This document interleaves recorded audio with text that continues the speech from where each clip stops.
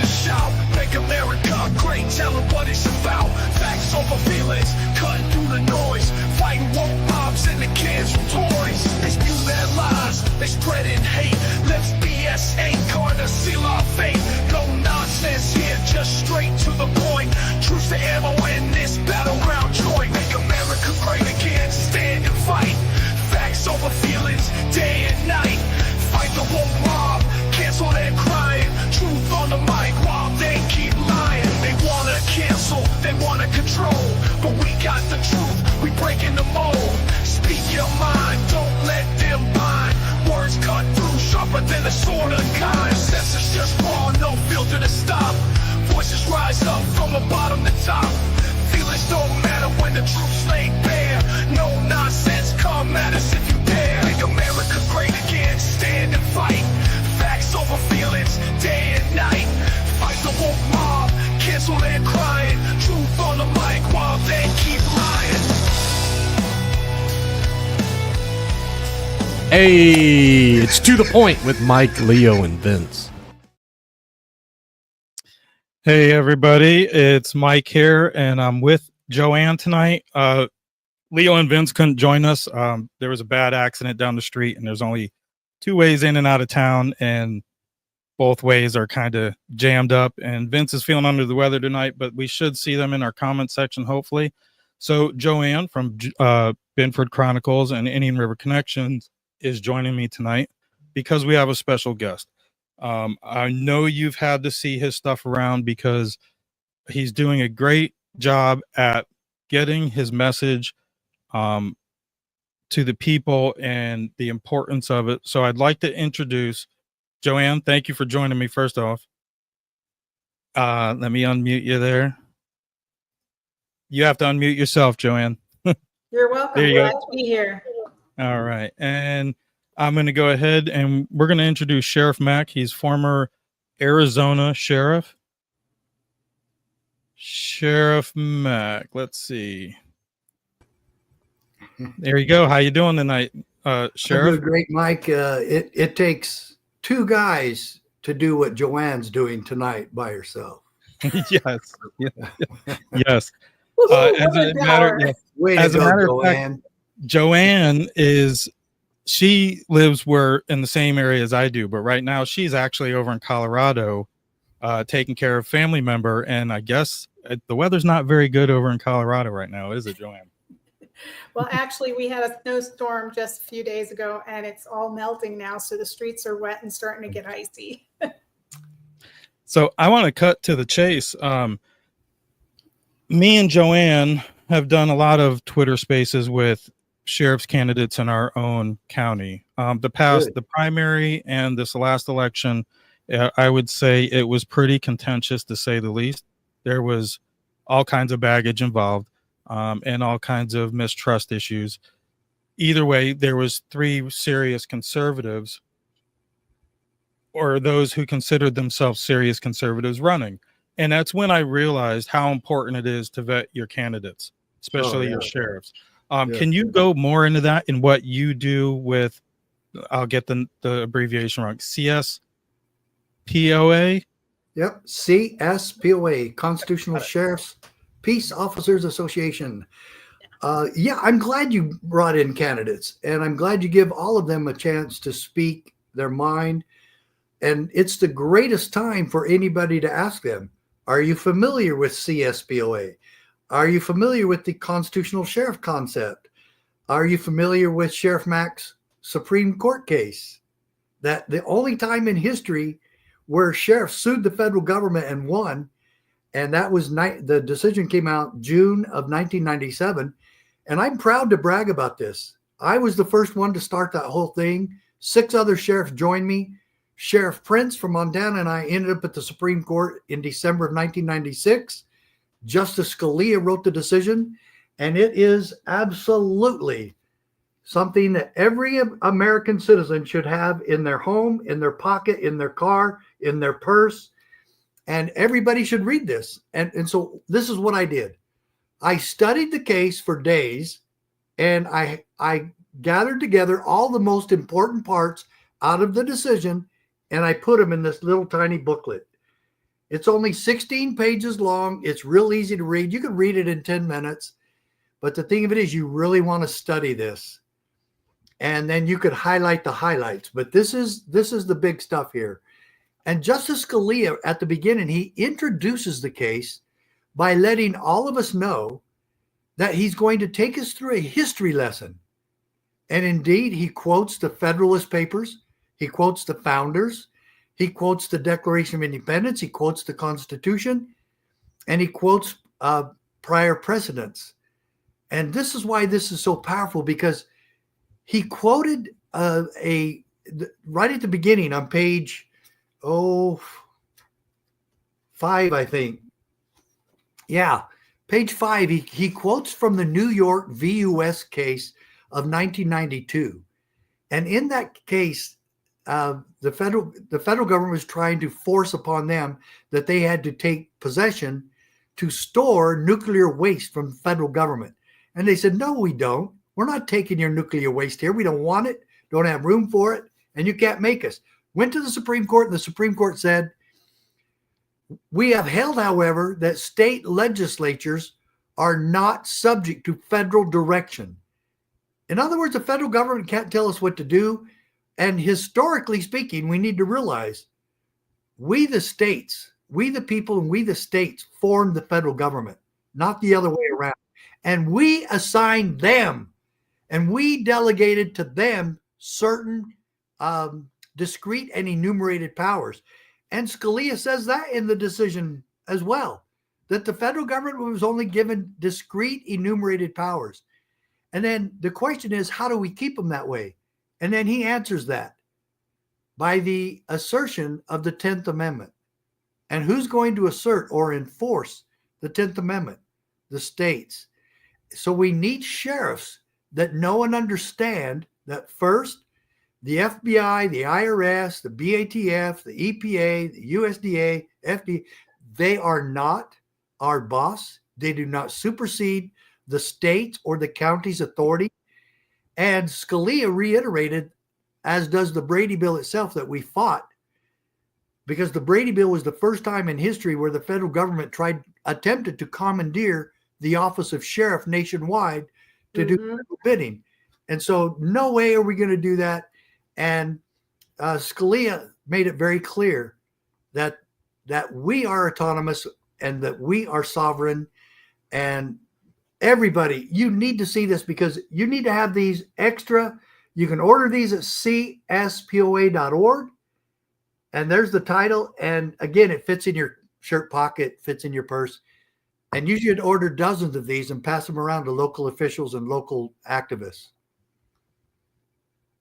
Yeah. I wanted to ask you, was Scalia the deciding vote in that? Because it was like a 5-4 vote. Well, all 5 of them were the deciding vote. Because if we had lost any one of them, we would have been in trouble. We thought that maybe Breyer was going to side with us, as he did some pretty strong state sovereignty cases. But I was also worried about Sandra Day O'Connor. She was pretty middle of the road. And I think she was one of Reagan's big mistakes. But yeah, so. What do you think today's Supreme Court would rule on this? Bless you. Say that again. I was sneezing while you said that. What do you think today's Supreme Court would rule on this?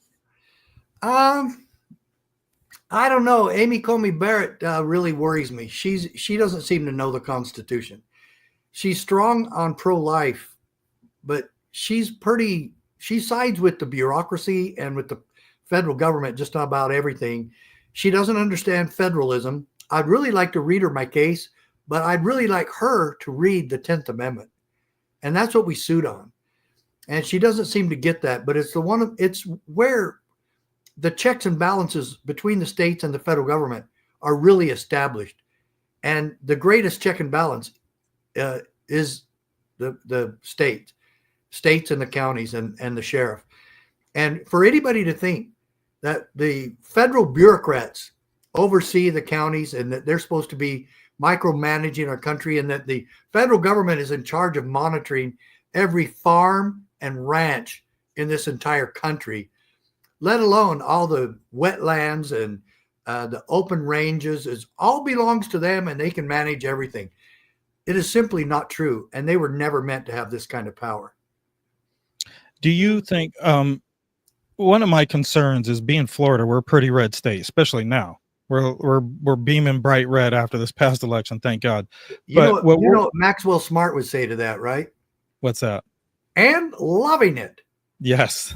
Yes. I love Florida. I've been there lots of times. I just don't like some of the hurricanes. But other than that, well, that makes three of us, I'm sure. Yeah. What worries me though is every candidate that's wanting to win an election for office is going to claim to be a conservative.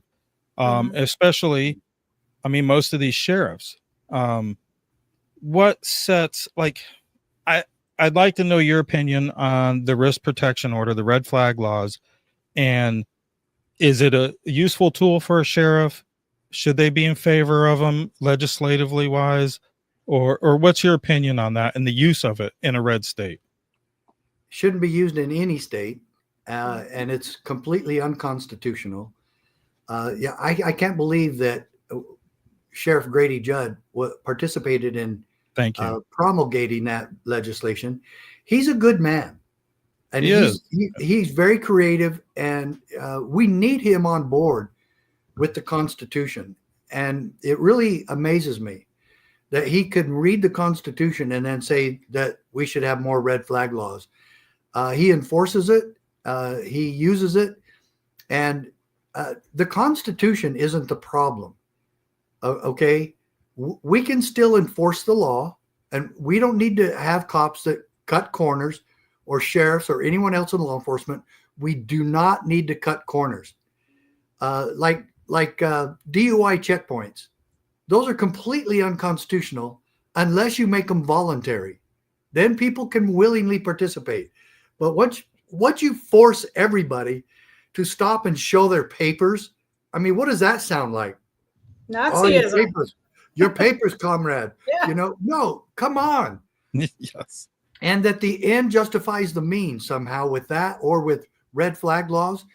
No, so anyone can make a complaint about you. They don't even have to give their name or anything. And the Sixth Amendment says, I have the right to face my accusers. Where are they? No, they're hiding them. And to take someone's property and to take their Second Amendment rights away from them because of that, I mean, the system then becomes the tool of tattletellers. And you know what? If they have a legitimate complaint, call the cops and have the guy removed from the home. If there's evidence, arrest him. But if you don't have probable cause and you don't have a reason to arrest somebody, you don't go get to take their property, which is a violation, obviously, of the Fourth Amendment. And I agree. We do not need. Yeah. Well, see, the problem we had when we were interviewing all of these sheriffs. Now, they're all good men that were running. They're good people. But when it comes to constitutionalism, I want to know that they understand the Constitution. And there was this one sheriff that first ask them if they've ever read it.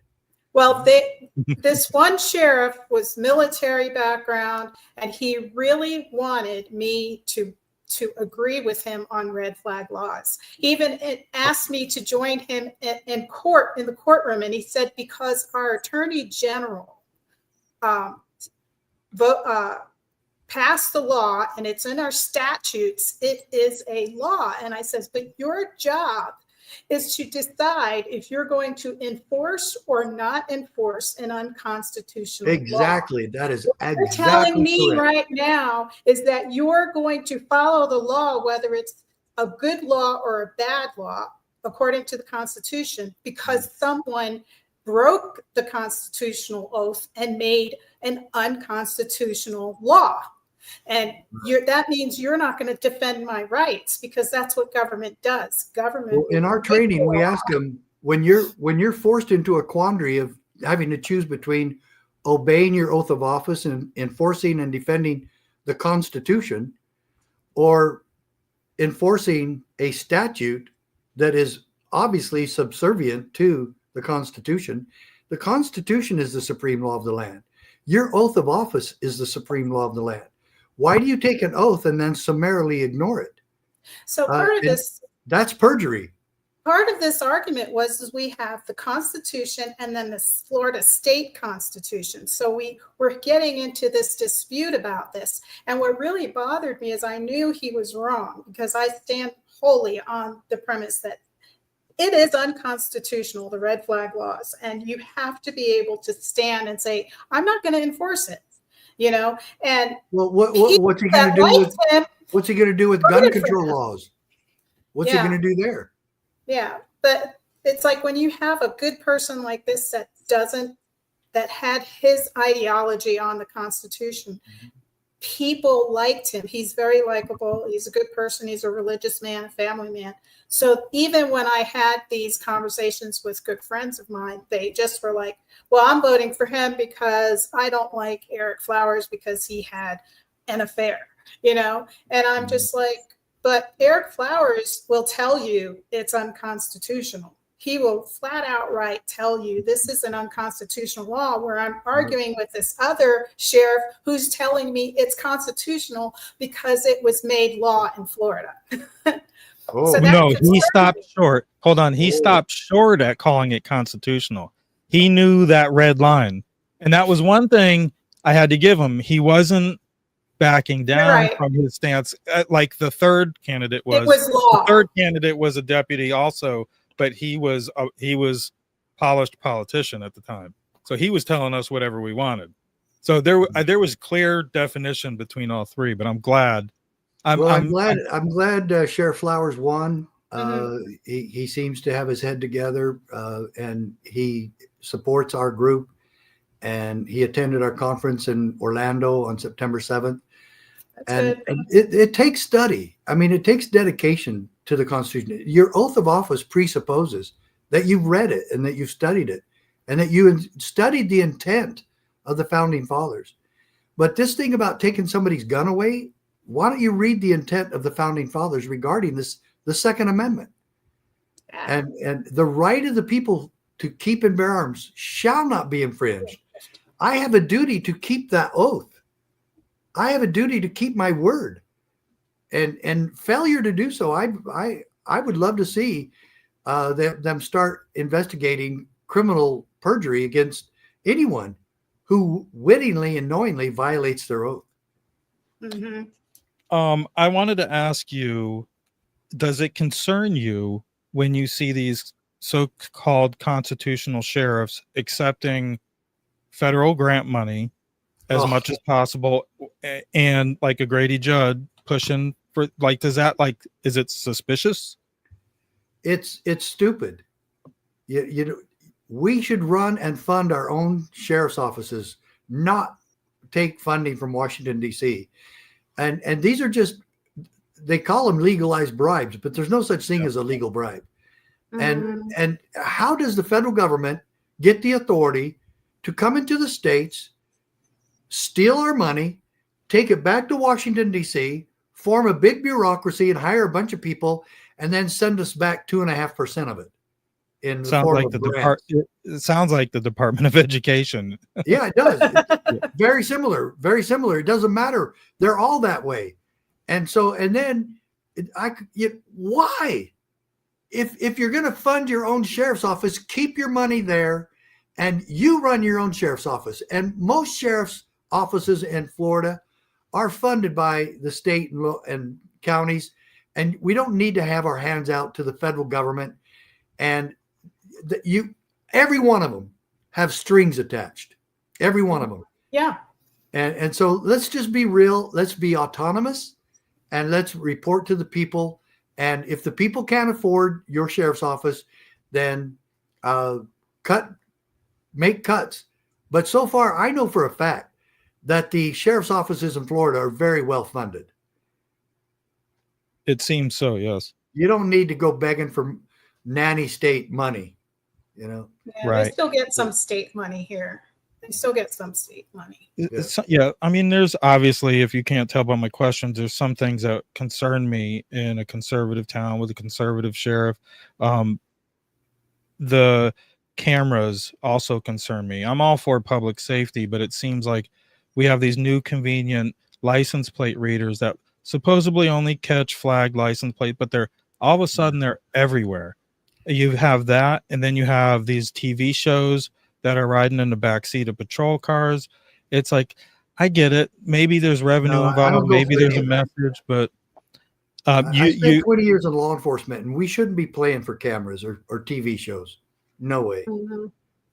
No. So, Yeah. I but there expected was you would say something that. Yeah. there was something else that happened during COVID in Florida, and it's the tale of two sheriffs.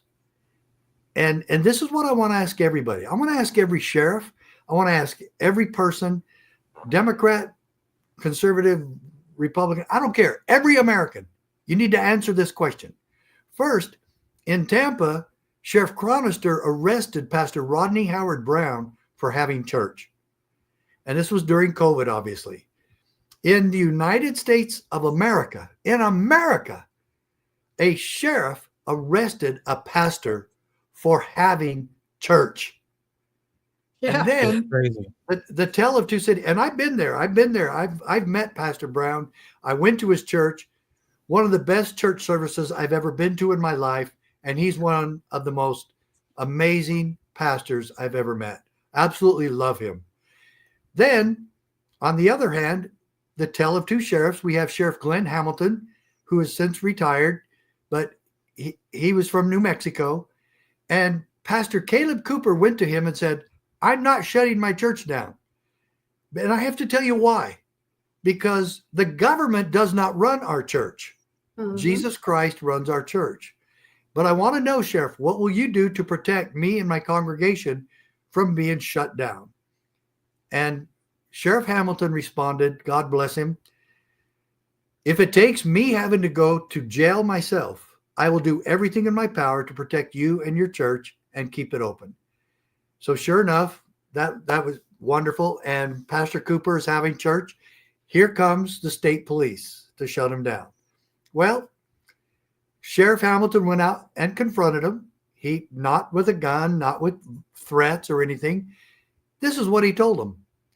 He said, "I have deputized every single person in that church. They are under my authority, and they will stay open by order of the sheriff's office." The state police left, and Pastor Cooper never shut down 1 minute of any day, any Sunday, and they had church just like they did before, because he had the faith to use a very creative and courageous sheriff.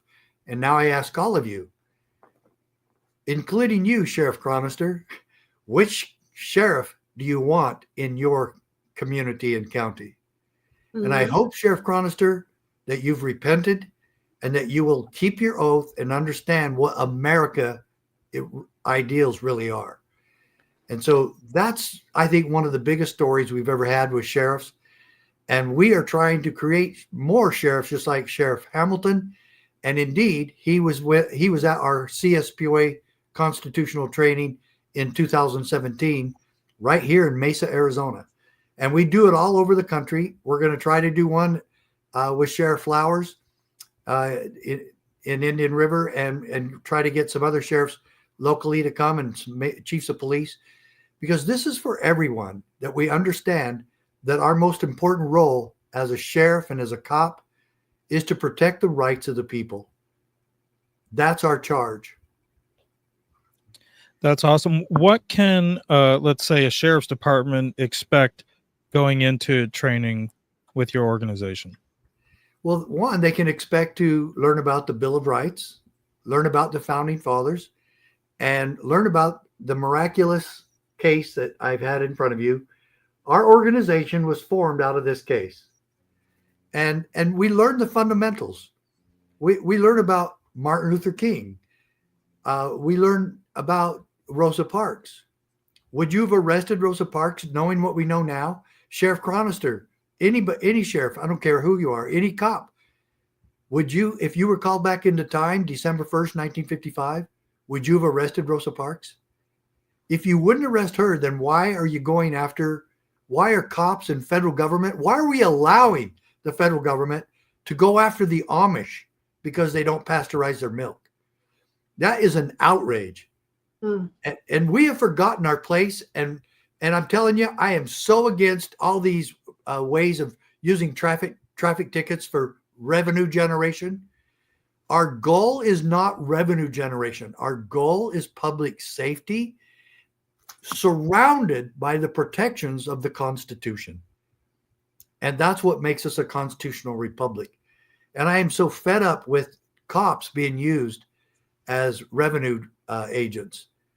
We are here to protect the rights of the people. And that means if tickets are not righteous, and right now, ticket writing, just radar tickets alone are a $9 billion a year business. So we talk about all of this, and we show a video of Rosa Parks getting arrested, and we show what the founders said and what the Supreme Court said, and we examine what we do in law enforcement and what we're supposed to be doing in law enforcement. And so civil rights is big, the Bill of Rights is big, and history is big, and current events are big. And we lay it in front of everybody, and we have documentation of every bit of what we say. It's not a bunch of Sheriff Mack opinions. It's my Supreme Court case, and it's the Constitution, and it's American history, and how it applies to cops. I have one more important question, but I want Joann to be able to get hers in there. So, Joann, you have another question? Yeah, I had a question in regards to sheriffs. They're elected by the people, and then you have the police of chief, which is a graduated position within an agency. It's appointed. It's a bureaucrat. It's right. The chief is a bureaucrat. So I was wondering, does the sheriff trump the city of police? He does, but we don't play that card very often. And we try to work with them. And I met with the other police departments when I was sheriff every month. We had lunch together. You want to keep those chains of communication open, and you want to get along as best you can. But the ultimate say, the sheriff is in charge of the county. He's county sheriff, and he's the only one elected, and therein lies his power. He's appointed by the people. Yes. Joann, you have more questions? I do.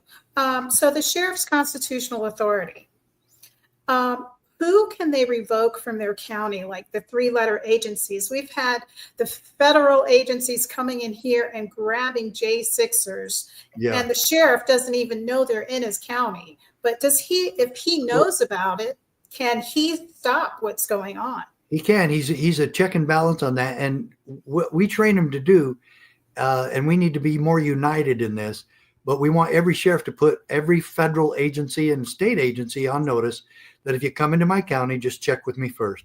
We're not saying you can't come in, but I am going to check your paperwork before you come in.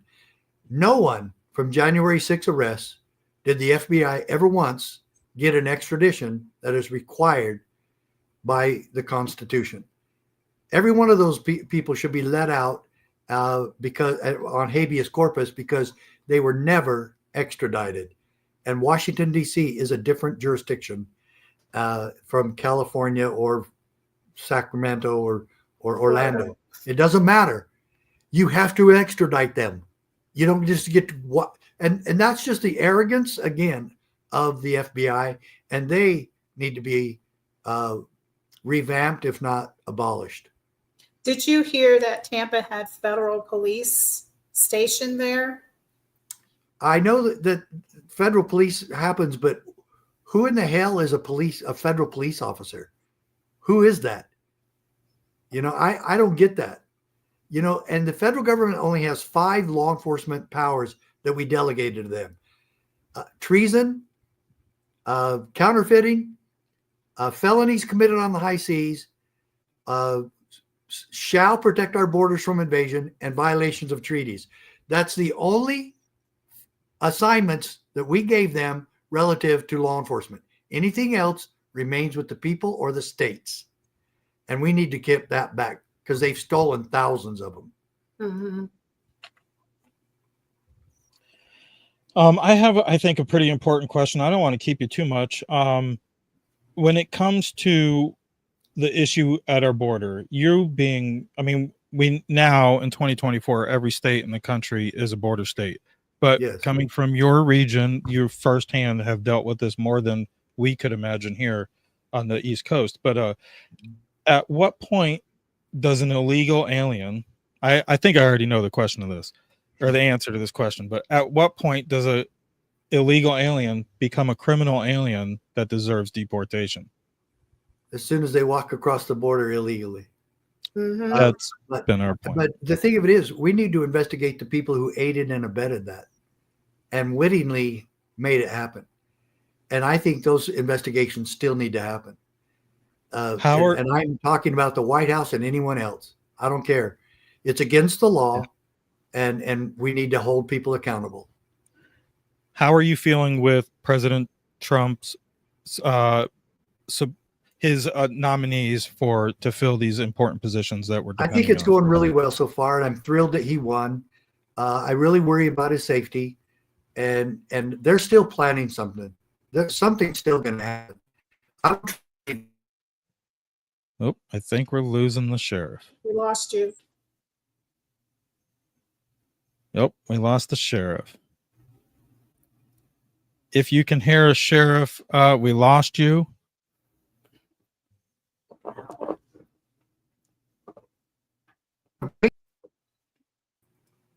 Oh, there you are. You back? There we go. Perfect. Okay, but I thought you had to go to break now. Did you? Are they No, forcing you to go to break? it's okay. We can finish. I don't want to keep you much longer. I don't want to cut you off. No problem. But But anyway, I I would think now, because of Trump winning and what's going on, it's already going great. But we really, the sheriffs of this country have to have us back, and we need to, and the sheriff's offices need to help with the deportation. We need to identify the cells where these people are holding up and where they're living, and we need to bring them forward so that they can be deported. And that needs to be announced. And then a program specifically to where we're not violating people's rights, but that we do go and see if these people, where people already know they are, and people complain and say, hey, I know they're over there. I know they're over there. That's probable cause to go check identifications and see if people are here legally. That's proper police work. And so I hope the roundup doesn't get crazy. I hope it's conducted in a constitutional manner, but these people need to go home. I agree. So once again, people can find more information at cspoa.org. I'll put it in the comments again. And for the citizen, you're asking for citizens to become members, and this is going to help. We want every American to become a member of the CSPOA posse.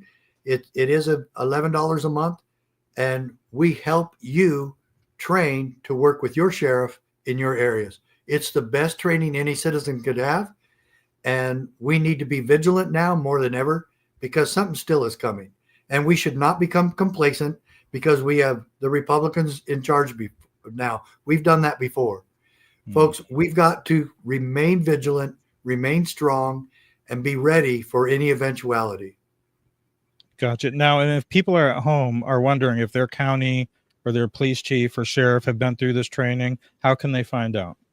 Call them. And then if they haven't, ask them. We're going to set it up for you, okay? All we ask is that you provide us a facility, or we'll provide the facility. All you got to do is show up and bring as many deputies with you as you can. That's awesome. Sheriff, you've been a great guest, and I want to thank you again for joining us. We're just a little podcast, and but we've expanded our reach with quality guests like yourself, and we really do appreciate it. And I don't want to hold you up anymore. I look forward to more information coming out and checking out the website. Let's do it again, and yeah, please check out the website, and I'd ask both of you to become members. Thank you. Yeah. Thanks. Sounds like a plan. Thank you so much for coming on and all that you're doing. We need to get all of our sheriffs on board with that constitutional frame of mind of thinking and training their deputies as well. Amen. Yep. It's got to happen. It's never happened before in the history of our country. We got to get back to those basic fundamentals. Thanks again, Sheriff. We're going to let you go. You have a good evening. All right. See you soon. What a great interview. That was awesome. Stick with me. I'm going to go ahead and help pay the bills, and we'll be right back after these two messages. As we age, we lose a bit of energy. Of course, that's not our fault. Our bodies change as we grow. Healing patches rejuvenate your cells and in the skin play a key role in the aging process. Research has found that as we age, the number and function of these cells decline, which can lead to a decrease in skin elasticity and the development of wrinkles. But what if there was a product that could restore that spunk for more than just our skin? There is, and it does. The product draws out other huge benefits such as more energy, better sleep, reduced stress, and pain management. If you would like more information, please go to miraclehealingtherapy.com. That's miraclehealingtherapy.com. Here's that website address once again, miraclehealingtherapy.com. Introducing the Trump token, America's cryptocurrency, a digital revolution to make America great again. Built on the high-performance Solana blockchain, the Trump token merges the economic principles of Bitcoin with the speed, scalability, and efficiency of modern technology. Designed to empower politically engaged communities, the Trump token taps into three major demand ecosystems: the Trump community, global cryptocurrency enthusiasts, and the internationally recognized Trump brand. In a world of financial uncertainty, the Trump token stands as a scarce and durable digital asset, positioned for growth within a rapidly expanding global market. Powered by Solana, the Trump token offers lightning-fast transactions, unparalleled scalability, and robust security, making it the ideal currency for both everyday use and political engagement. With a total supply capped at 21 million Trump tokens, 10 million are available for pre-sale at just $10 per token. In a powerful show of support, 50% of all pre-sale proceeds will be donated to Donald J. Trump's 2024 presidential campaign via super PACs. That's right, up to $50 million of crypto in kind will be donated to ensure Trump wins. On top of the donation, 40% free additional Trump tokens will be distributed over 36 months to all pre-sale participants who hold. Check out our official white paper for more. Driven by a decentralized governance model, the Trump token empowers its community to shape its future, ensuring the token remains aligned with the values of its supporters. Together, let's make America great again. Go to thetrumptoken.com to get involved. The Trump token. Own America's cryptocurrency now. America faces challenges like never before. Economic uncertainty, social unrest, debt implosion. The foundations of our freedom are under attack. To restore strength, prosperity, and the American way of life, Trump must win.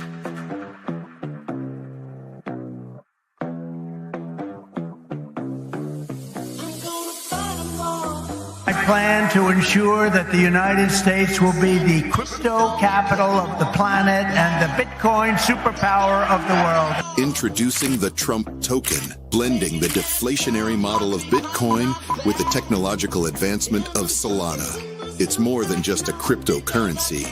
It's America's future medium of exchange. The Trump token pledges to donate 50% of proceeds, up to $50 million, to Trump's 2024 re-election campaign. Join the movement. Stand with Trump. Secure your future at thetrumptoken.com. And we're back. I'm curious to see how that's going. I think there's I might be missing it. I think there's a Twitter space about involving the Trump token and the sponsor and how the progress of that is going and all that good stuff. I noticed something interesting in that advertisement. What's that? The 3% sign. I didn't notice it. Yeah, there's a 3% sign in that I'll have to check advertisement. it out. Yeah. So, how did you like the interview with Sheriff Mack? I liked the interview with Sheriff Mack. Too bad we didn't have him longer. I know. Yeah, I didn't want to keep him. I know he's been making his rounds. I could pick his brain for hours. Well, Well, hey, But Joe it is. Rogan does it. Yeah, right. Yes. Yeah. They must have more comfortable chairs, but yeah, I thought he was a great guest. And when they reached out to me, like we said, I thought of you and our Twitter spaces with Thank our you. local sheriffs. And I think it's important, like it was still, even considering like deal breakers, I think we were still all kind of undecided and uneasy with whatever hard. decision we were going to make, It was because really a watching our hard sheriffs, time.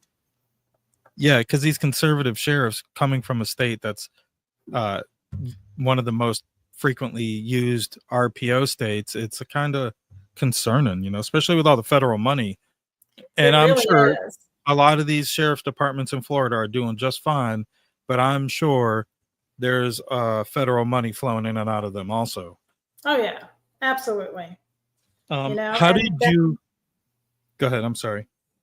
it was, the sheriff election was like the most publicized election since I've been here. Like when we all went to that center, remember that was packed. People couldn't even get in. We have a comment from Vince. Why aren't people from other riots sitting in jail? Just that particular one because they were for Trump. What about the rioters that tore down statues? What about the rioters that destroyed cities? Yeah, they didn't do anything, right? Summer of love, right? They didn't do any of that. Vince also said government has turned into an organized crime, and we the people are the victims. That's for sure. Oh yeah, I want to also remind people at home to check out cspoa.org, and you can find everything that Sheriff Mack and his organization is offering there. And very easy to talk to, gentlemen. And he's willing to come talk to your people. I mean, we saw how easy it was to come talk to us, and he's not a bored man. He's got a lot going on. Yeah, and that Brady bill was important because it keeps the government out of tracking us with our firearms. The government wanted to have your information, and when the government turns on you, then they're going to go right to that information and knock on your door and take everything out of your house. Yeah. I want to give a shout out to the network. We're streaming live on PPN right now, the Patriots Prayer Network, on Rumble and on X. We're on our other channels too, but make sure you download Rumble. It's a free app. If you're not watching us there already, subscribe to your favorite creators there. It's hard to get people to hit the subscribe, but it goes a long way, especially on Rumble and X. But like I said at the beginning of the show, if you're just joining us, Vince and Leo, who are normally with us, Vince is under the weather, and there was a traffic jam about 20 minutes away. Leo wasn't going to make it, so I told him just turn around. I didn't want him sitting out there in traffic. But thankfully, Joann Binford from Binford Chronicles is sitting in with me, who we had planned on this anyways. As soon as I knew Sheriff Mack was booked for tonight, I was like, it kind of worked out better not having the guys over here, because I wanted to make sure you had a chance. And I mean, I can talk. I got questions. I can keep on going. So. Oh, I know. I could keep on going too. It was great having him on, and he's doing good work. He really is. We've got a lot of sheriffs out there that have these agencies, and they need to make sure their deputies are constitutional, conservative deputies. I'd like to see him maybe add to what he's doing and maybe do a department audit type program where, he might audit the sheriff's department, give his opinion on all these license plate readers we have littered across town, the live patrol in the back seat, he might think highly of our sheriff, but meanwhile, all these other things our sheriff's allowing, he's not really for. So it's kind of, I wouldn't mind more public accountability. Yeah, the license plate readers now that we have that are going up everywhere, they've made a program so you can extend that, upgrade it, and it can focus right on your face and do facial recognition. So is our sheriff going to let us know when he does that? Right. What's stopping him? And if we have a sheriff in office now that will not allow that, if he's not reelected, will the next sheriff, So that's always my concern. Like when we have all of this technology, you might feel safe with the sheriff that's using it, but what about the next sheriff and then the next sheriff, Moving on, big news. Trump won, if you didn't know. How are you feeling about his nominees so far? Well, I was just reading on X about Rubio, and I'm like, no, not Rubio. Right. That was my first. That was my first feeling when I first heard the rumors coming out. I have an opinion on Rubio. Any other concerns so far? Huckabee as ambassador to Israel. Yeah. Now I'm drawing a blank. Huckabee, we've got Pete Hegseth? Horman. Pete Hegseth? No, Hegseth from Fox News is Department of Defense. No. Yeah, I didn't know. You didn't like that idea?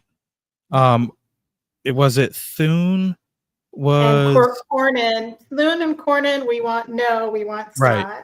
Well, I had these written down too. Those guys hate Trump.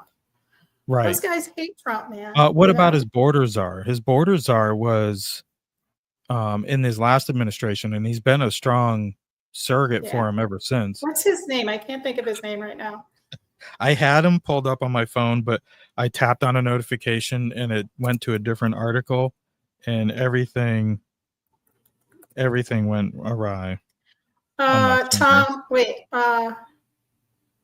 It's Tom Homan. Isn't he the border czar? I think so. Yes. Tom Homan. Yeah, he's good. And then Dan Bongino. How you doing, Alpha Zero Mega? Dan Bongino? No.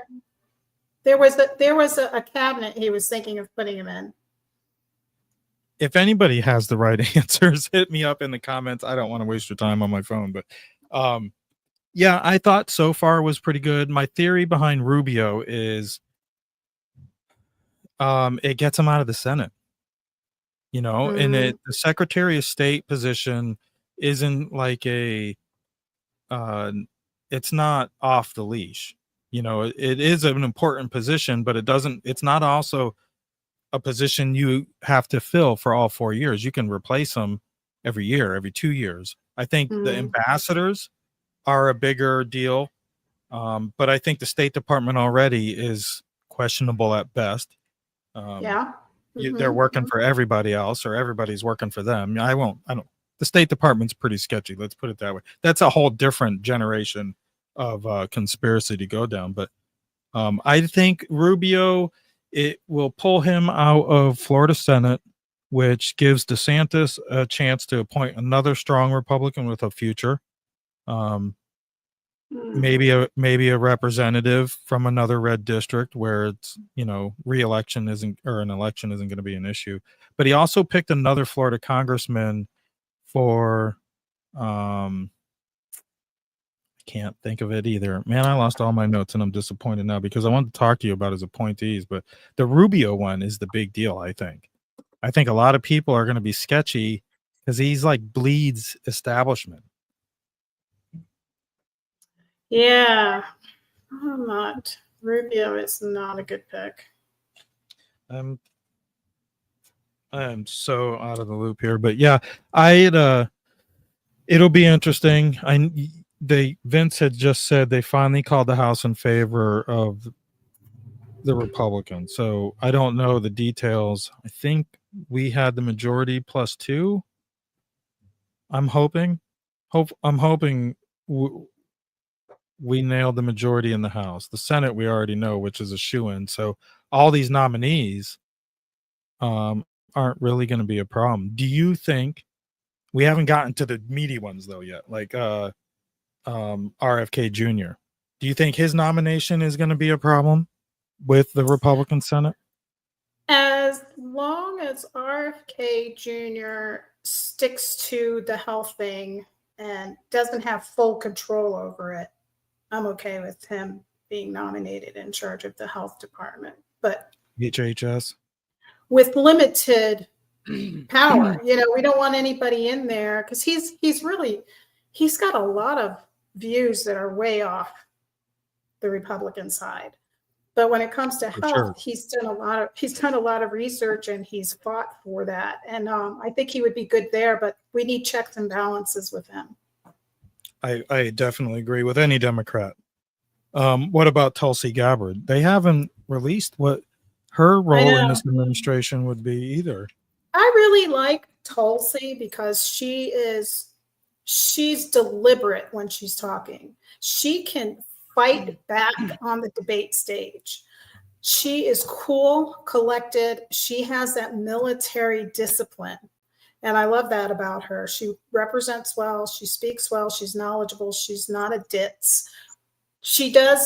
Whatever position she gets, because she's still a Democrat. Her Democrat Party just left her. So she still has a lot of those Democrat views, but she's like the old Democrat.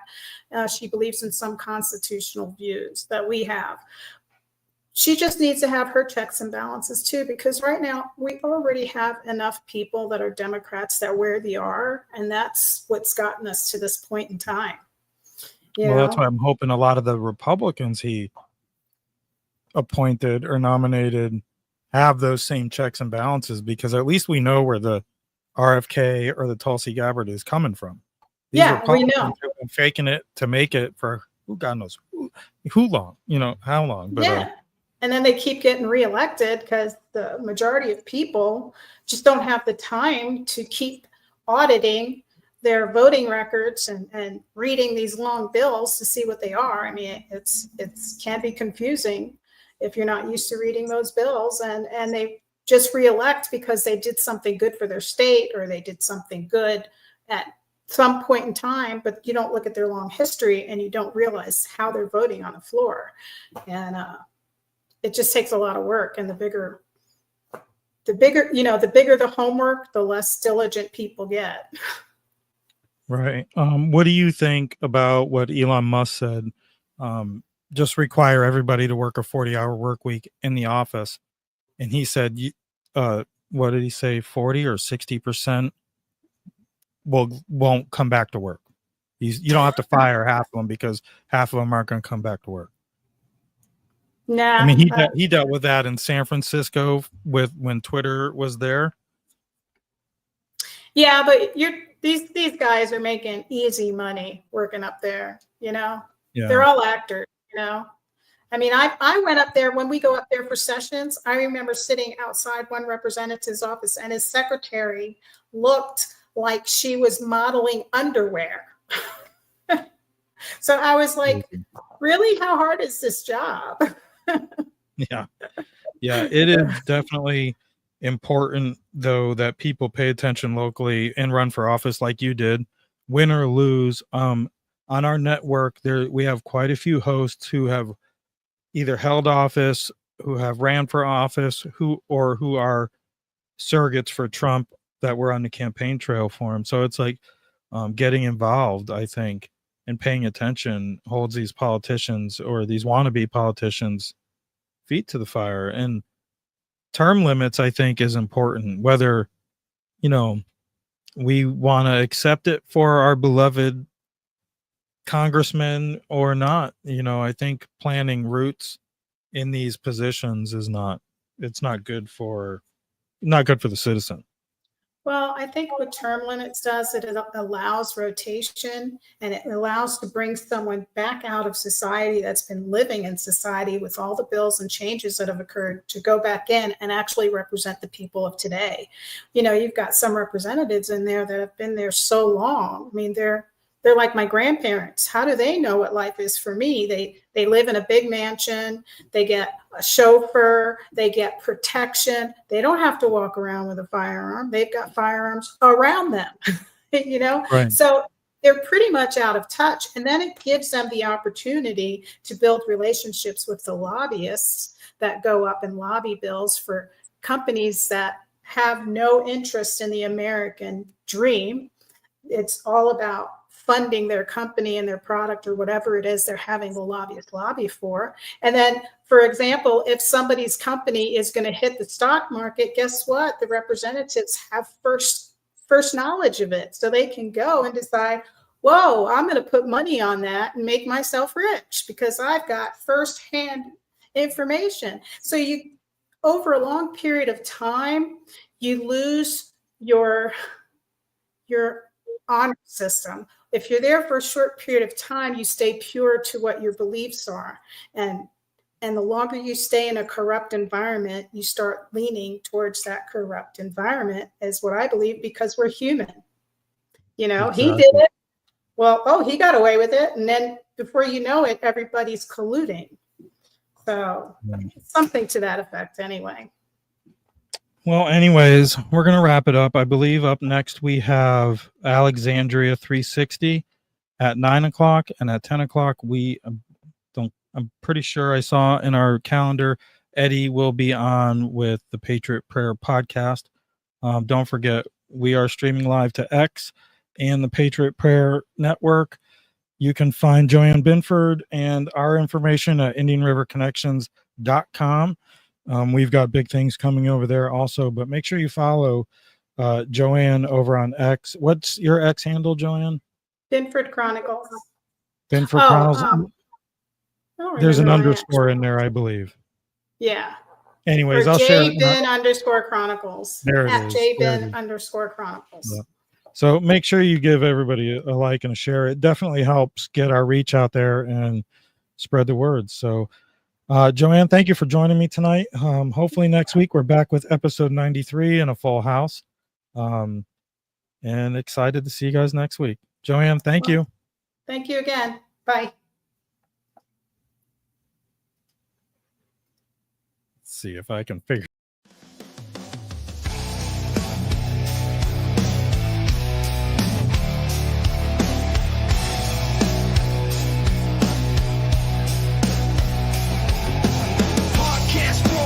Say the break to shout, make America great, tell them what it's about. Facts over feelings, cutting through the noise, fighting woke mobs and the kids with toys. They spew their lies, they spreading hate. Lips BS ain't gonna seal our fate. No nonsense here, just straight to the point. Truce to ammo in this battleground joint. Make America great again, stand and fight. Facts over feelings, day and night.